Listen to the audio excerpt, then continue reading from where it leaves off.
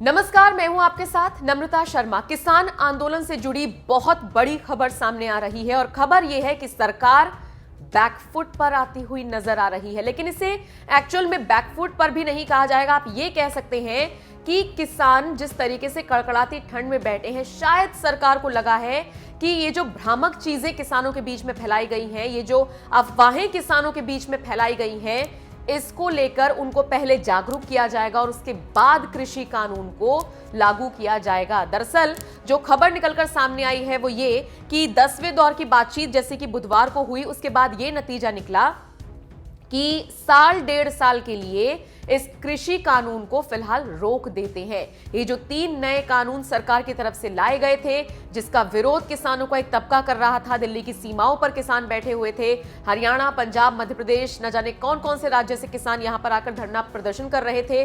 साफ तौर पर कह रहे थे कि अगर सरकार नहीं मानेगी तो फिर 26 जनवरी को एक बड़ा मार्च निकाला जाएगा। एक तरफ टैंक चलेंगे और दूसरी तरफ ट्रैक्टर चलेंगे। तो ये जो धमकीबाजी चल रही थी किसानों की, ये जो चेतावनी सरकार को बार बार दी जा रही थी, जाहिर तौर पर सरकार की मुश्किलें तो किसानों ने बढ़ाई हुई थी। बहुत सारे ऐसे पॉलिटिशियंस हैं जिनका समर्थन किसानों को मिल रहा है मुझे कहना चाहिए। और अब केंद्र सरकार की तरफ से यह फैसला लिया गया है कि साल डेढ़ साल के लिए कृषि कानूनों पर फिलहाल रोक लगा दी जाएगी। पहले किसानों को जागरूक किया जाएगा, पहले किसानों को अवेयर किया जाएगा कि एक्चुअल में ये कृषि कानून है क्या, और उसके बाद इसको इंप्लीमेंट किया जाएगा। इन सब के बीच फिलहाल किसानों की क्या राय है ये अभी तक उन्होंने नहीं बताई है। 22 जनवरी को किसान संगठनों की एक बैठक होनी है, इसमें तमाम संगठन हिस्सा लेंगे और इसमें आपसी सहमति से यह फैसला लिया जाएगा कि सरकार के इस प्रस्ताव को मंजूरी जो सरकार देने वाली है उस पर अपनी हामी भरे या नहीं भरे। ये तो आपको पता ही है, किसान लगातार ये कह रहे हैं कि कृषि कानून सरकार वापस ले। सरकार का ये कहना था कि वापस नहीं लिया जाएगा, रद्द नहीं किया जाएगा, लेकिन हाँ, अगर आप कुछ परिवर्तन करना चाहते हैं, कुछ चेंजेस चाहते हैं तो वो करने के लिए हम तैयार हैं। लेकिन किसान तैयार नहीं थे। तो अब इन सब के बीच सरकार ने ये जरूर कहा है कि 1.5 साल 1 साल के लिए इसको पोस्टपोन कर दिया जाएगा। लेकिन हाँ, उसके बाद फिर से ये तस्वीर ना बने, इसको लेकर किसान क्या करेंगे, इसको लेकर सरकार क्या करेगी, ये देखना बहुत दिलचस्प होने वाला है। इन सब के बीच आपको बता दें, किसान आंदोलन के बीच में से कई ऐसे किसान हैं जिनकी मौत की खबर सामने आई। बाकायदा सुसाइड नोट्स छोड़े गए और ये कहा गया कि सरकार तो मान नहीं रही है, इसीलिए हम इस दुनिया से जा रहे हैं। तो जाहिर तौर पर एक बड़ी चुनौती के तौर पर किसान आंदोलन निकलकर सामने आया है। आपको याद होगा, अन्ना हजारे भी किसानों को अपना समर्थन देने के लिए ऐलान कर चुके हैं। उनका कहना है कि जनवरी के एंड में वो धरने पर बैठेंगे।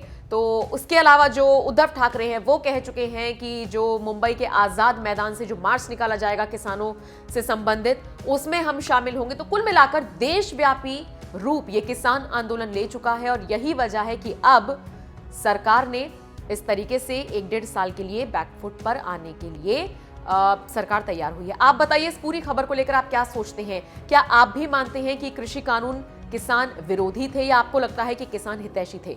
जो भी आपका मानना हो कमेंट करके हमें जरूर बताएं। लोगों ने सरकार की ओर से यूनियन को यह प्रस्ताव दिया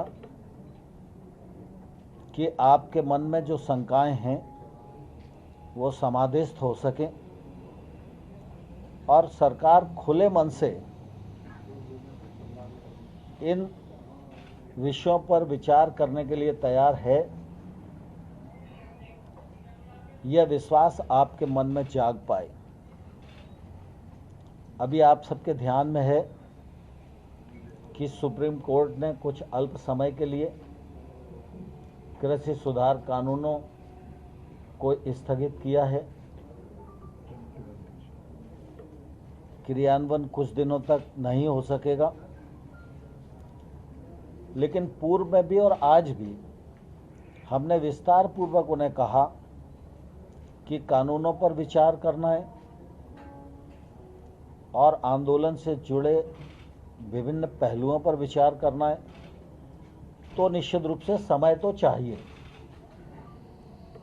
और समय चाहिए तो वो समय 6 महीने का भी हो सकता है, 1 साल का भी हो सकता है, 1.5 साल का भी हो सकता है।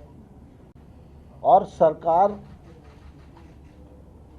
1-1.5 साल तक भी कानून के क्रियान्वयन को स्थगित करने के लिए सहमत है। मुझे प्रसन्नता भी है और गुरु गोविंद सिंह जी के जन्मदिन का यह प्रभाव भी है कि किसान यूनियन ने इसको बहुत गंभीरता से लिया और उन्होंने कहा कि ये प्रस्ताव हम कल अपने यहाँ विचार विमर्श करेंगे और परसों दोपहर में 12 बजे हम लोग दोबारा बैठक में आएंगे और आपको निर्णय से अवगत कराएंगे। मुझे लगता है कि बातचीत सार्थकता की ओर बढ़ रही है और संभावना व्यक्त की जा सकती है कि 22 तारीख को समाधान की ओर हम लोग बढ़ सकें।